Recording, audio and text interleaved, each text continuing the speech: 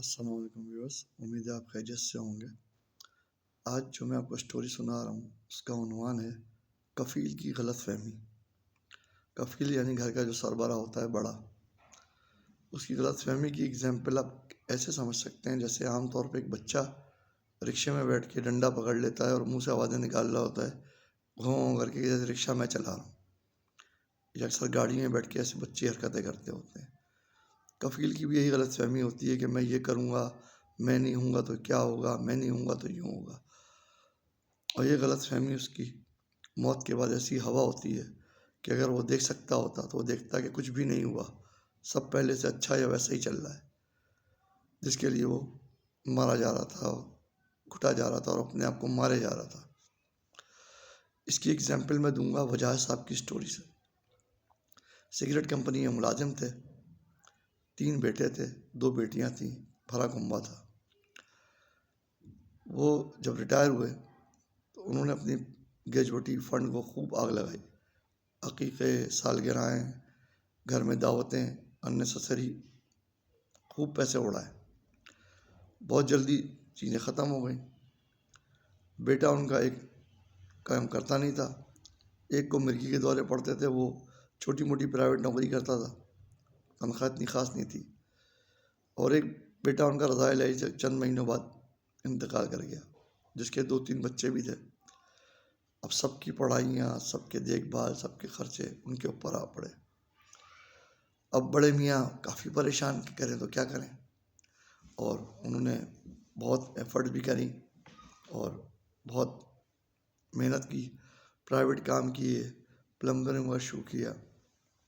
Cigarette company والوں میں کام کرنے والوں میں سگریٹ کا کوٹا فری ہوتا رہا تھا پہلے، تو سگریٹ کی بھی لت لگ گئی تھی، خرید کے پی نہیں سکتے تھے۔ بیٹیوں کی شادیوں میں بھی کنٹریبیوٹ کرنا تھا۔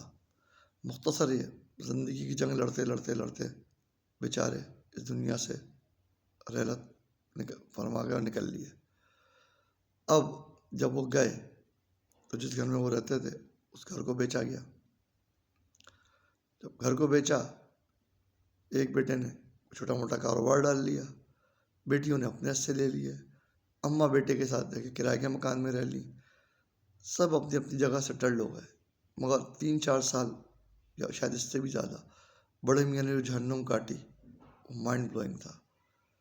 اگر بڑے اپنی زندگی میں اپنی آسانی کو سمجھتے ہوئے، اگر بڑے میاں نے اپنی زندگی میں ہی وہ گھر بیچ دیا ہوتا اور اس گھر سے کی رقم سے بعد میں دوسروں کو آرام، تسکین، کاروبار فٹ کرنے کے بجائے خود اپنے لیے بہتر زندگی گزار لی ہوتی، مگر کیا وہ دوسروں کا سوچتے رہے، نہیں بچوں کی چھت، بچوں کی چھت، بچوں کا مستقبل، ان کی سوچ یہ تھی۔ لیکن حقیقت میں یہ ہوتا ہے کہ انسان کے مرنے کے بعد آنکھ اجل پہاڑ اجل، جو چیز اس نے بہت محنت سے بنائی ہوتی ہے نا، وہ اس کے ورثہ بہت بے دردی سے اس کو غرق کرتے ہیں۔ بڑے بڑے سیٹ، بڑے بڑے امیر لوگ یہ سوچ کے دولت پہ قبضہ کیے بیٹھے رہتے ہیں کہ جو ہے ابھی بہت دن جئیں گے، بہت دن جئیں گے، اولاد تو گھوٹ رہے ہوتے ہیں۔ بہت سے میں نے ایسے بھی دیکھیں کہ کروڑ پتی ہوتے ہوئے بھی گھر کے لڑکوں کو نہ گاڑی لے کے دیتے ہیں اولادوں کو، ان کے گھر والے بسوں میں سفر کر رہے ہوتے ہیں۔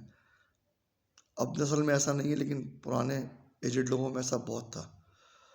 تو جب یہ لوگ دنیا سے جاتے ہیں، ان کے پیسے کی جو بربادی اور غارتی لگائی جاتی ہے، وہ اگر یہ دیکھ سکتے ہوتے آ کے واپس دنیا میں، تو پتہ چلتا کہ کاش انہوں نے خود اس پیسے سے انجوائے کر لیا ہوتا۔ لہٰذا انسان کو اپنی ایفرٹ، اپنے جائیداد، پراپرٹی، اپنے معاملات، اثاثہ جات سے خود بھی استفادہ کرنا چاہیے۔ میں یہ نہیں کہتا کہ پیچھے کچھ نہ چھوڑے ورثہ کے لیے، مگر اتنا بھی نہ چھوڑے کہ یہ آپس میں لڑے لڑے مرے جائیں اور خود اگلا بندہ تکلیفیں اٹھاتے اٹھاتے دنیا سے نکل جائے۔ لہٰذا اپنی کمائی ہوئی دولت، اپنی کمائی ہوئی چیزوں کو خود انجوائے کریں اور اپنے ورثہ کو اپنی آنکھوں کے سامنے خوشیاں دیں، ان کے لیے بہتر سے بہتر کریں، نہ کہ وہ آپ کے مرنے کی دعائیں کریں اور آپ کے مرنے کے بعد آپ کے کمائے ہوئے پیسے اور جائیداد کی وہ ایسی تیسی کر دیں۔ کیونکہ بھوک سے بھڑکتا ہوا بندے کو جب ایک دم سے کچھ ملتا ہے نا، تو بہت بد تہذیبی اور بہت بد طریقے سے کھاتا ہے، اور بھرا پیٹ بندہ ریلیکس ہو کے آرام سے کھاتا ہے۔ ویڈیو سمجھ میں آئے تو لائک اور شیئر کیجیے گا۔ امید ہے شکریہ. خدا حافظ.